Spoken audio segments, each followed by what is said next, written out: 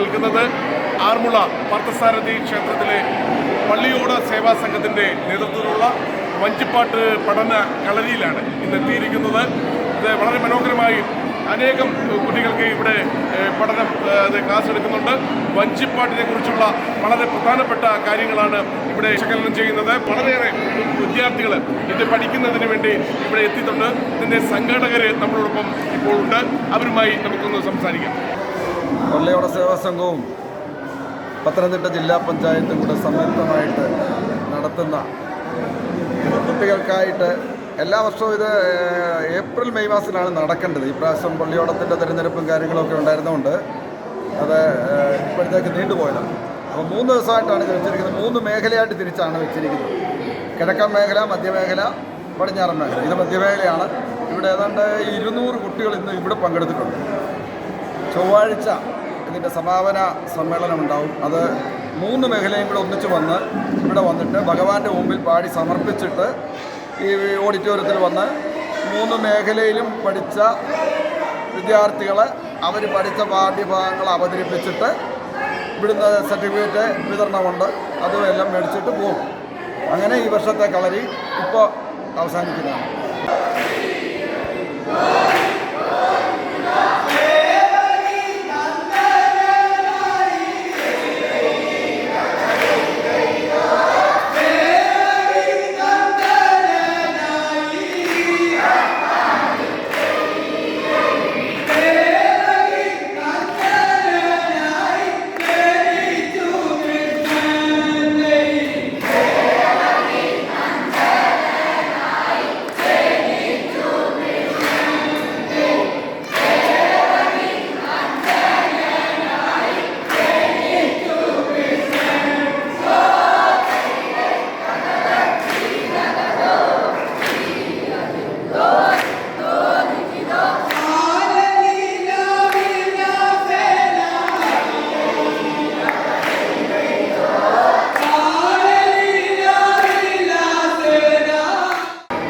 പഠനക്കളരി 3 ദിവസമാണ് അറേഞ്ച് ചെയ്തത്.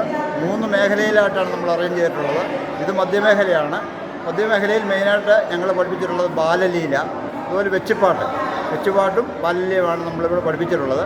ഇത് നമ്മൾ സദ്യയ്ക്ക് പാടി ചോദിക്കുന്ന കുറേ ഐറ്റങ്ങൾ പഠിപ്പിച്ചിട്ടുണ്ട്. കുട്ടികളെല്ലാം നല്ല രീതിയിൽ അവരുടെ കഴിവുകൾ നമുക്ക് പ്രദർശിപ്പിക്കാൻ സാധിച്ചു. മറ്റന്നാൾ 16-ാം തീയതിയാണ് നമ്മുടെ ആറന്മുള ക്ഷേത്രത്തിൽ വെച്ചാണ് ഇതിൻ്റെ സമാപനം. അതിനുശേഷം ഇവിടെ പള്ളിയോട സേവാ സംഘത്തിൻ്റെ ഓഫീസിൽ അവരുടെ അവാർഡ്, അവർക്കുള്ള സർട്ടിഫിക്കറ്റ് വിതരണവും ഒക്കെ ഉണ്ടായിരുന്നു.